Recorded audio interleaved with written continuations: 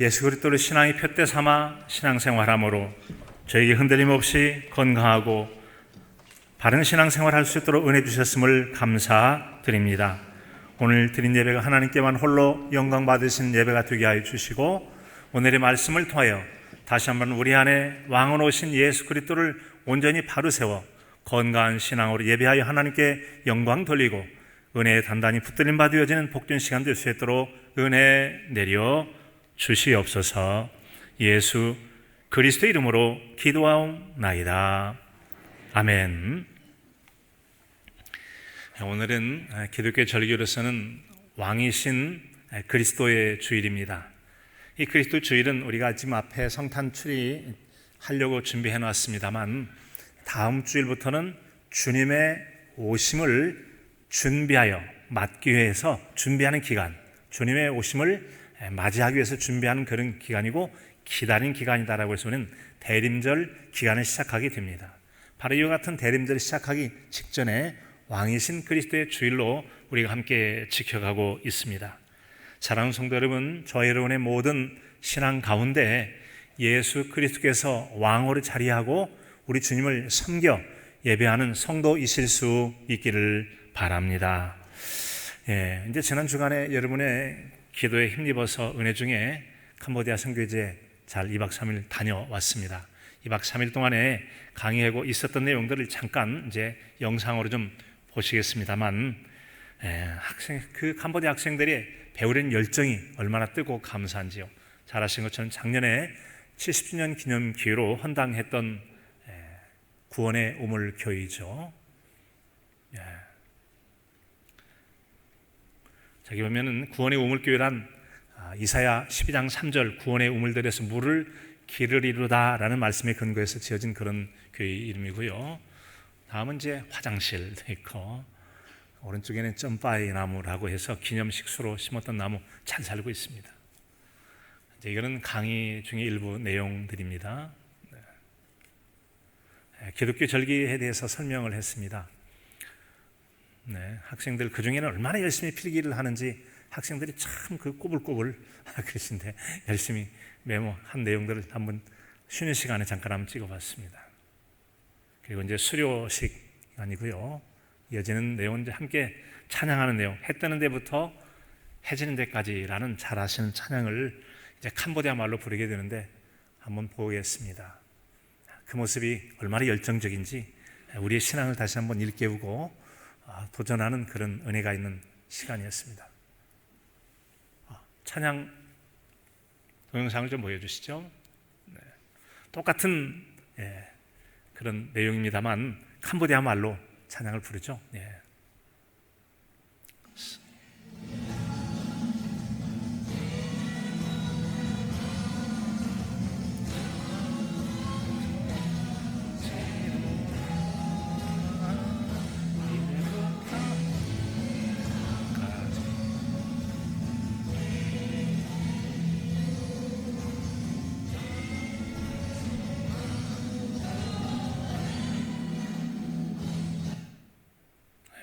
중간부터 나왔고 그 다음에 잘 화면이 잘 안 열린 것 같아요.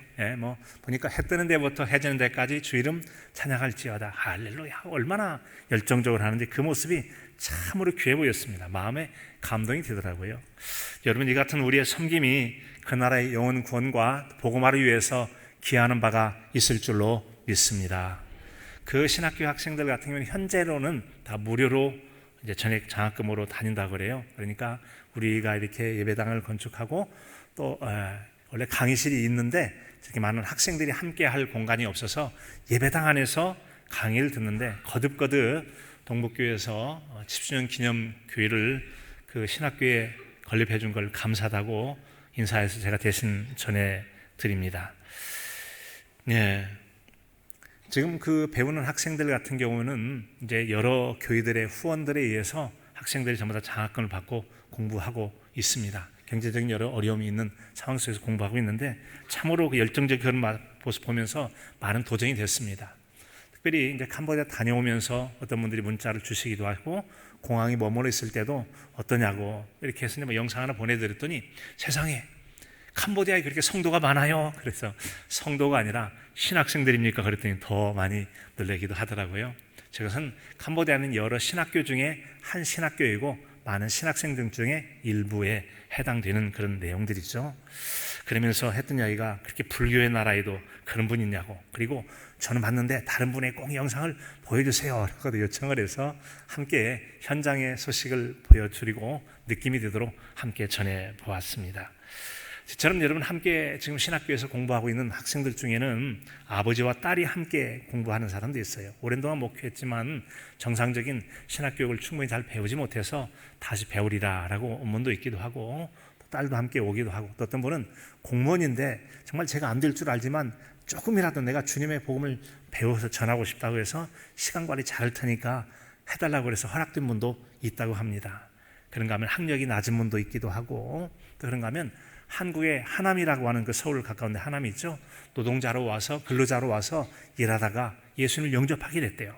한국에 와서 노동자로 와서 예수님 믿고 다시 이제 캄보디아에 들어가서 저렇게 신학생이 되는 분도 있고, 어떤 분들은 열심히 공부해서 한국에 들어가 좀 돈 좀 벌어오고 싶은 그런 마음도 있는 사람도 있다고 그래요. 신학교이긴 하지만 한글도 가르쳐주고 그러니까 그런 데 배우려고 하는 학생들이 있는 모습도 보기도 했었습니다.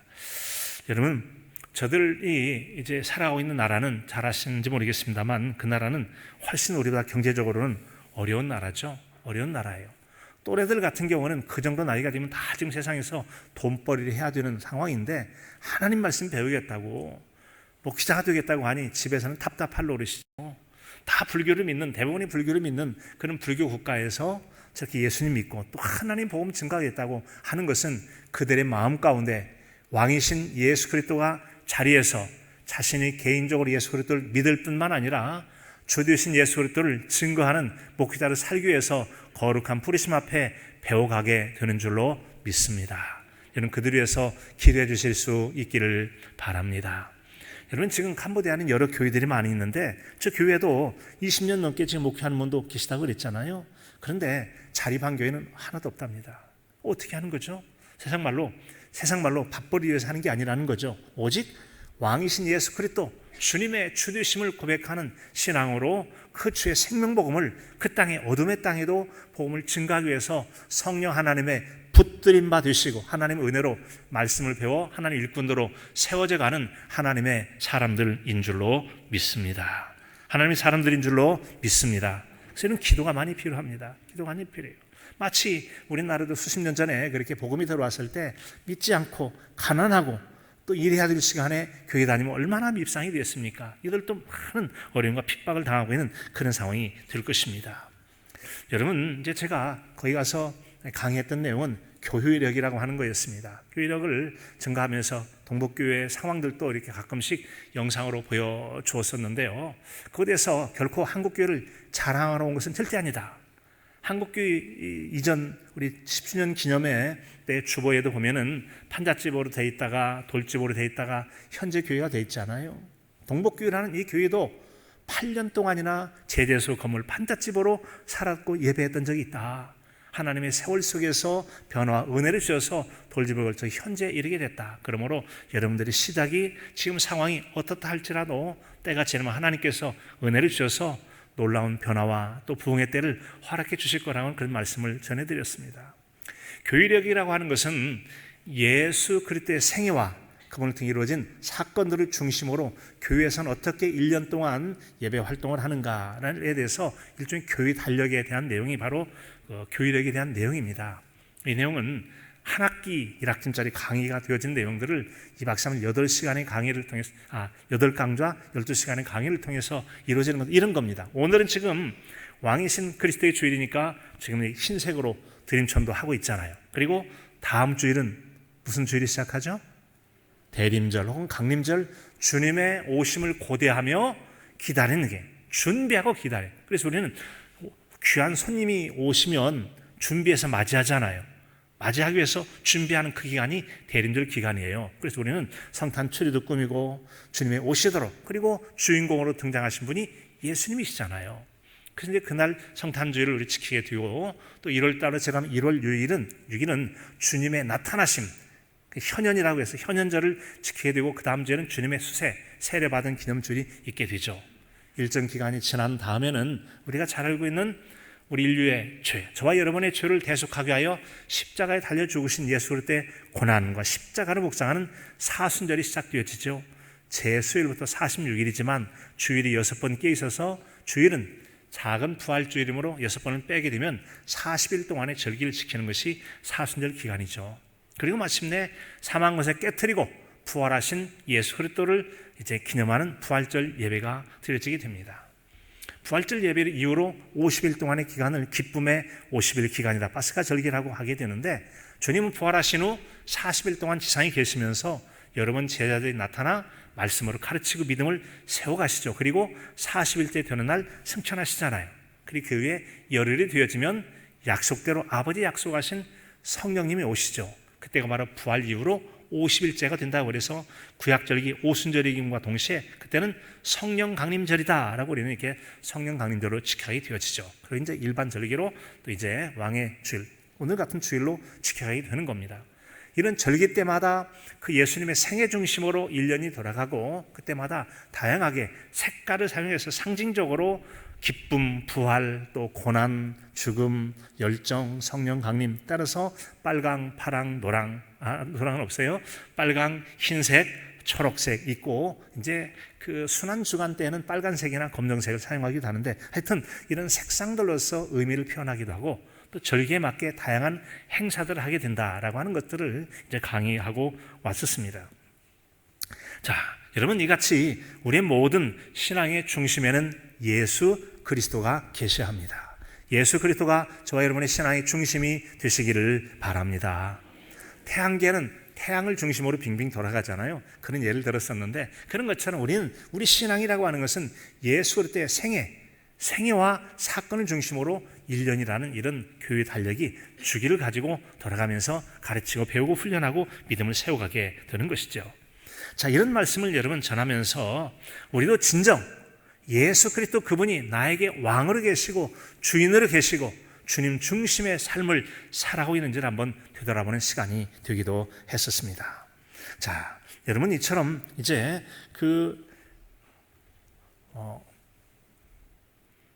캄보디아 바탐방 신학교에서 강의를 하고 이제 온 다음에 토요일 날, 금요일 날 와서 와서 토요일 날 새벽 기도를 하게 되는데, 마침 그 내용이 사대교회에 대한 내용이 있었어요. 사대교회. 잘 아신 것처럼 사대교회, 살아있다 하나 실상은 죽은 자다라고 하는 그런 말씀을 볼 때 번쩍하고 한국교회 지금 상황들을 좀 많이 생각해 보았습니다. 캄보디아라는 나라, 경제적인 면이나 여러 가지 상황 속에서 어둠의 땅이잖아요. 불교의 땅이기도 하고, 또 경제력으로 보면 우리보다 월등히 낮은 상황입니다. 지금 우리는 3만 불을 훨씬 넘었다고 그러잖아요. 선진국 대회를 들어섰다고 그랬어요. 캄보디아는 얼마큼 될까요? 10분의 1은 3,000불 아닙니다. 작년까지 1,700불이었대요.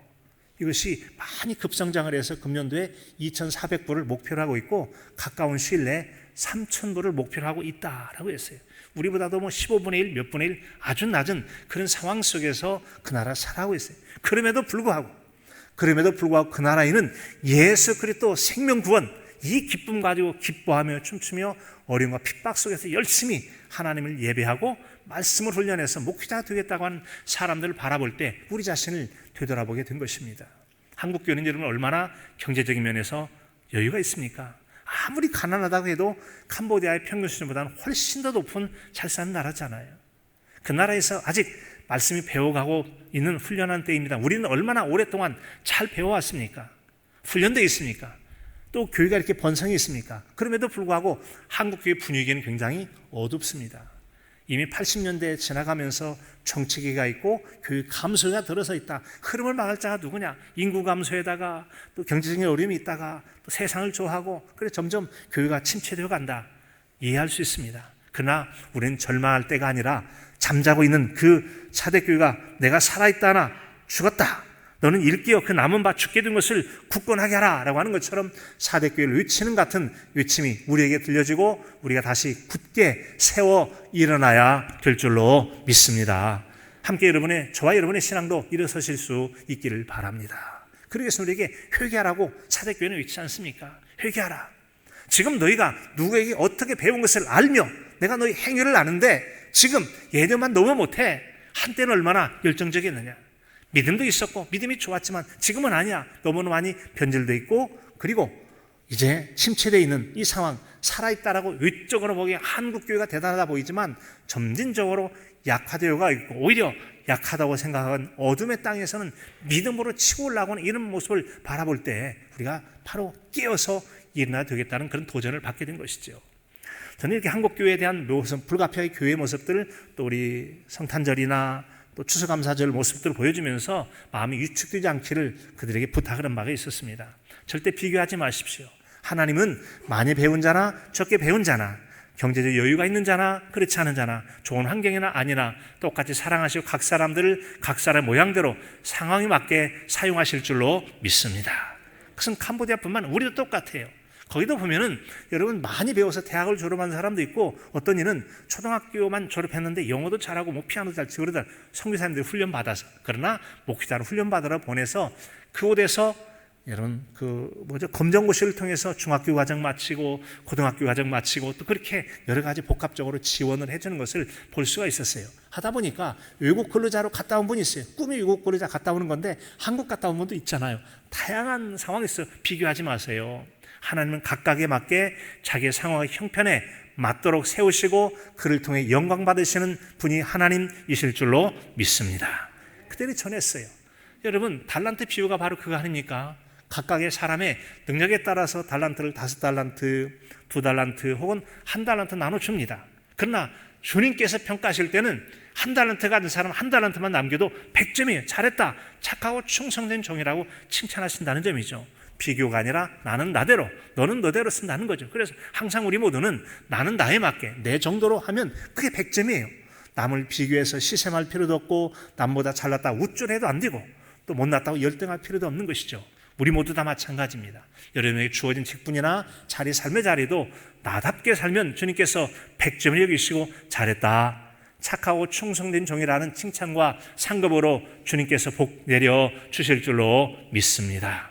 따라서 우리는 사람이 보는 가치 평가나 세상 기준이 아니라 하나님의 기준을 가지고 나도 바라보고 또 하나님의 일들을 바라볼 때 우리는 비교하지 않고 건강하게 자신의 믿음을 지켜갈 수가 있다는 점이죠. 그래서 그렇게 흔들리지 말고 굳건한 믿음을 잘 지켜갈 것을 부탁을 드린 바가 있었어요. 특별히 그렇게 목회하다 보면 또 잘한 외적으로 또 뛰어나고 그런 못한 분도 있을지 모르겠는데, 하나님의 일은 성공이 아니라 섬김을 목표로 해야 된다는 거죠. 엘리자베스 요한나 쉐핑이라고 하는 분이 원래 독일 여성이잖아요. 이제 미국으로 갔다가 가톨릭 신자였는데 기독교로 개종하고 간호사가 되어서 한국에 와서 평생 처녀로 처녀 선교사로 살다가 별세하셨던 엘리자베스 요한나 쉐핑이라는 이야기 여러 번 들어서 잘 알고 계실 것입니다. 이분이 여러 특징이 있다면 두 가지 중에 하나는, 첫째는 서서평이라고 했어요. 서서평이란 성질이 급하지만 예수 그리스도 안에 자신을 낮추고 천천히 요동치는 마음을 평안하게, 그래서 서서평이라는 이름을 가졌다고 하지 않습니까? 그리고 그분이 남겼다는 유명한 말이 있지 않습니까? Not success but service. 그 말이 우리말로 하면 여러분 성공이 아니라 섬김이라는 겁니다. 같이 한번 해보실까요? 성공이 아니라 섬김입니다. 그렇습니다. 하나님의 사역이란 남보다 잘나고 뛰어나고 높아지고 교만하고 그런 것이 아니라 성공, 외적 성공이 아니라 섬김을 위해서 행하는 것이 목회가 되어집니다 라고 했어요. 바로 예수님께서도 마태복음이나 다른 복음서에 보면은 인자가 온 것은 섬김을 받으려 함이 아니라 도리어 섬기려고 자기 목숨을 많은 사람의 대속물로 주려 함이니라. 그 섬기러 주님께서 오셨기 때문에 우리가 제자된 성도로 배워가는 목회라고 하는 것은 곧 섬김을 이루셨던 주님을 본받아 하는 것이지, 내가 열심히 잘 배워서 남보다 잘나고 뛰어나고 자랑하고 뭐 이렇게 명예를 세우려고 하는 것이 아니다라는 점이죠. 더 잘 배우고 잘 훈련한다면 더 잘 섬길 수 있기에 기꺼이 우리가 그렇게 해보자라고 하는 그런 말씀을 나눈 바가 있었습니다. 자, 이렇게 해서 절기를 쭉 가르쳐 갔는데, 특별히 여러분 이제 우리는 다음 주일이 무슨 주일이라고 했죠? 주님의 오심을 맞이하기 위하여 준비하는 그런 대림제라고 했습니다. 우리는 이미 주님께서 이 땅에 오셨는데 주님의 오심에 대한 우리는 세 가지 오심을 생각할 수 있잖아요. 과거에 이미 오신 예수 그리스도, 그리고 그 오셨다는 예수님을 믿음으로 받아들였을 때 개인적으로 현재 우리와 함께 계셔서 우리 안에 오신 예수님을 마음으로 믿고 신앙으로 섬겨가야 될 줄로 믿습니다. 단 그분은 마지막 날 다시 오시게 될 거예요. 이 종말적 주님의 다시 오심을 우리는 주님의 재림이라고 말하거든요. 주님의 재림 신앙이 있을 때 오늘의 신앙을 바로 깨어 살아가게 되어집니다. 그렇지 않다면 우리가 왕이신 주님을 잊어버리고 지금 내 마음 가운데 누구를 왕으로 섬기며 살아가고 있는가? 여전히 여러분 주님을 나의 주님이라고 고백하면서도 물질이 왕이십니까?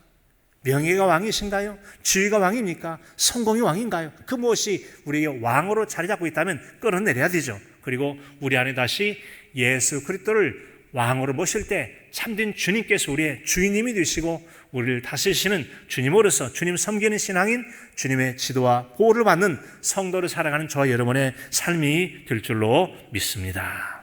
그렇습니다. 그래서 우리가 혹시라도 나도 모르는 사이에 세상 것에 매여 있다면 사대교회에 죽게 된 것을 일깨워 다시 회복하라고 하는 그런 믿음의 신앙의 회복이 필요할 것입니다. 어느덧 한때는 순전한 믿음으로 신앙생활을 잘했습니다. 또 평신도였을 때는 섬김을 잘했는데 어느덧 직분이 중하다 보니까 자신도 모르게 마음이 교만해지고 지위가 있고 명예심을 가지고 있고 그 예전처럼 순전한 마음으로 섬기지도 않는다면 이미 우리는 약간의 변질이 일어난 거 아닐까요? 그렇다면 우리는 바로 이때가 회개해야 될 것이에요. 죽게 된 걸 굳게 하라, 회개하라 라고 말씀하신 것처럼 우린 다시 이 대림절 기간은 주님의 오심을 회개하고 준비하여 잘 맞이하기 위한 그 손님을 맞이하듯 왕이신 주님을 손님으로 맞기 위해서 준비하는 기간이 대림절 아닙니까? 그런 준비를 해가는 그때를 앞두고 우리가 함께 이 말씀을 살펴보는 것이죠. 이처럼 우리가 신앙의 초점을 흐리지 않고 철저하게 예수 그리스도의 생애 중심으로 신앙생활하도록 절기도 가르치고 이런 절기에 맞게 이런 신앙생활을 하는 거 아니겠습니까? 이 같은 이제 오늘 말씀도 바로 이 고린도 지역에 있어서는 우리가 일상 살아가면서 누구라도 많은 문제를 경험함으로 어렵고 힘겨운 일들을 많이 경험하게 되어지는데 고린도 교회도 만만치 않았습니다. 바울 사도를 통해 복음이 증거되었을 땐 그곳에 성령님의 임하심을 통해 많은 성령님의 은사가 나타났습니다.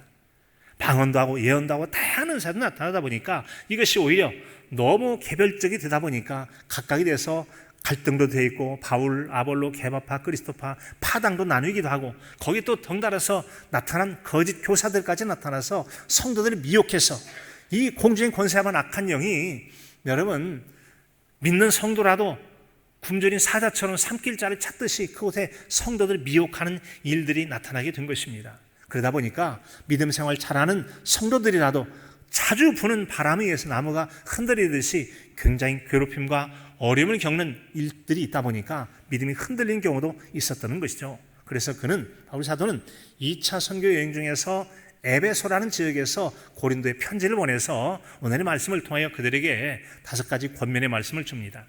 이 두 구절 중에 13절에는 4가지 권면과 또 14절에 하나에서 짧지만 5가지 권면을 통해서 그들의 믿음을 잘 세워갈 것을 말씀해 주고 있죠.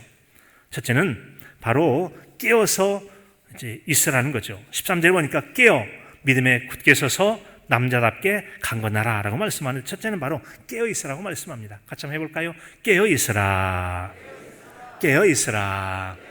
잠자는 자여 깨어나라 라고 하듯이 깨어 있으라고 말씀하는 거죠. 잠자는 동안에는 듣지를 못하잖아요. 그래서 우리에게 깨어 있으라고 말씀하는 겁니다. 이것은 바로 종말적으로 일어날 일들을 기대하면서 그날을 대비해야 될 것을 말씀해 주고 있습니다.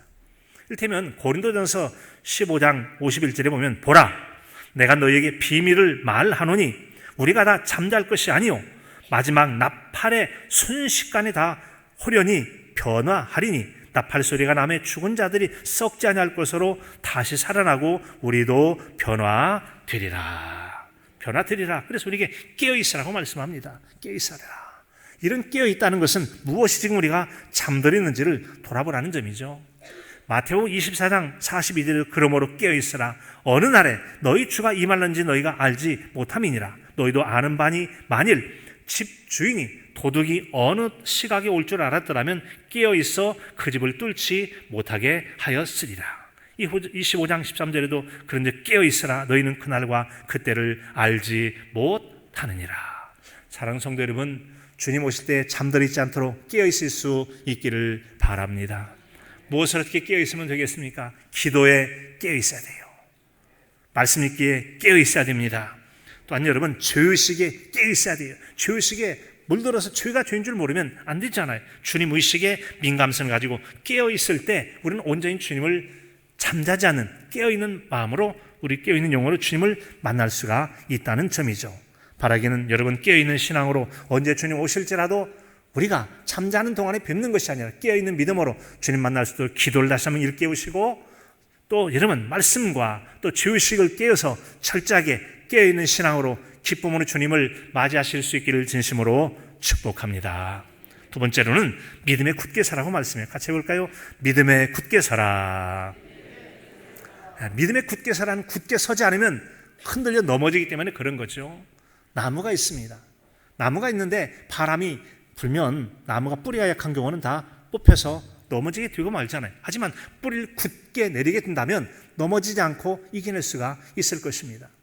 지금 캄보디아 상황도 그렇고 오늘 이 시대 살아가는 우리 상황도 마찬가지 아니겠어요?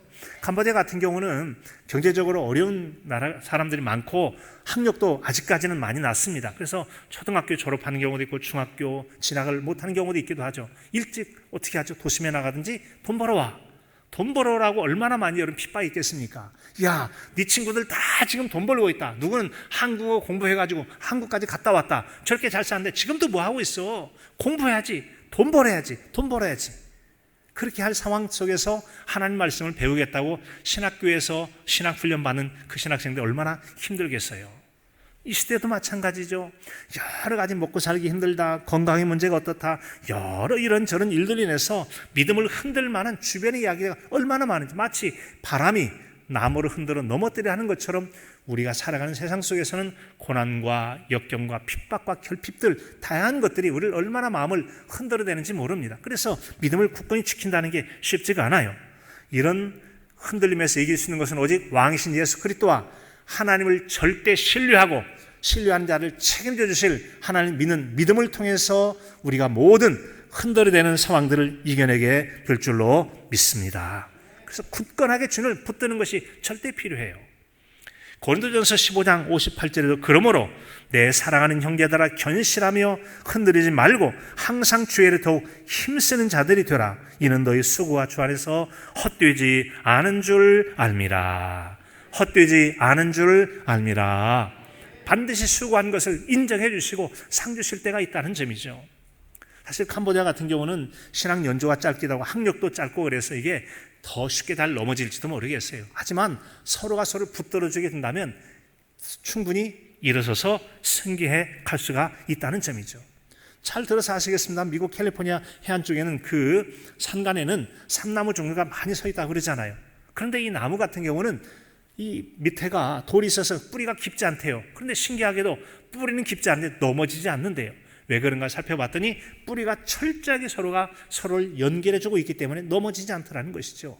우리 주님과의 연합과 성도들 사이가 서로가 서로 나는 너는 나를 서로가 붙들어준 그리스도 안에 교제가 있게 되었을 때 넘어지지 않도록 여러분 바로 서게 될 줄로 믿습니다. 그래서 우리는 여러분 구역 식구들이 중요한 게 바로 그거죠. 큐티 모임을 비롯한 다양한 모임들 속에서 서로가 서로를 붙들어주고 기도하고 함께 세워져 가게 된다면 여러 어려움들을 이겨내고 여러분 굳건하게 설 수가 있게 되는 점이죠.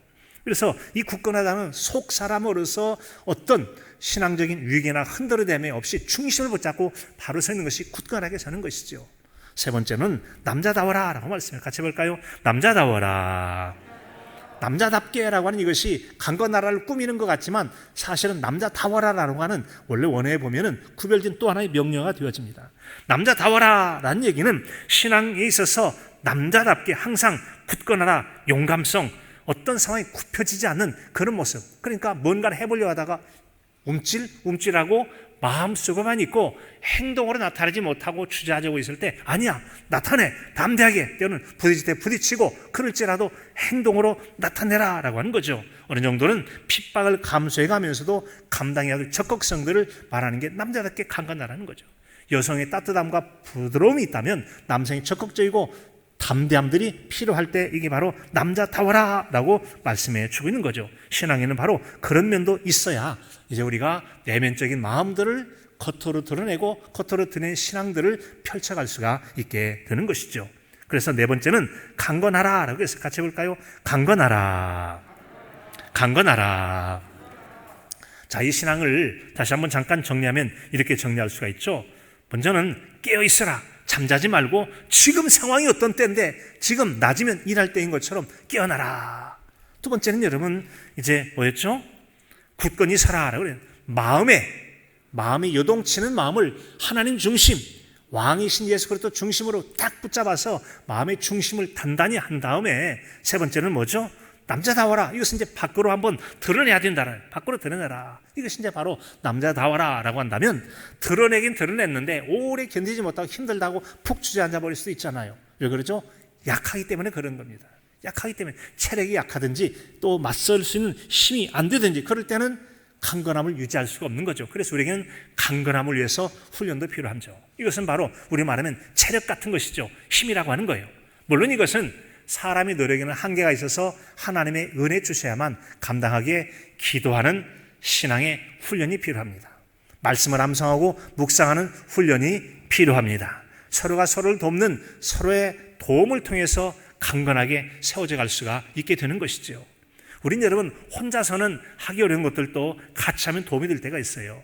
혼자 운동하리라 며칠 가다 보면 에이 그만하고 싶어. 그런데 짝을 이뤄서 하게 된다면 우리 운동해야지. 알았어 하기 싫었는데 하자 보니 같이 나가지. 서로가 세워주는 것이죠. 우리의 강건함은 우리의 싸움이 공중의 권세함은 영과의 싸움이니까 혈과 육에 대한 싸움이 아니에요.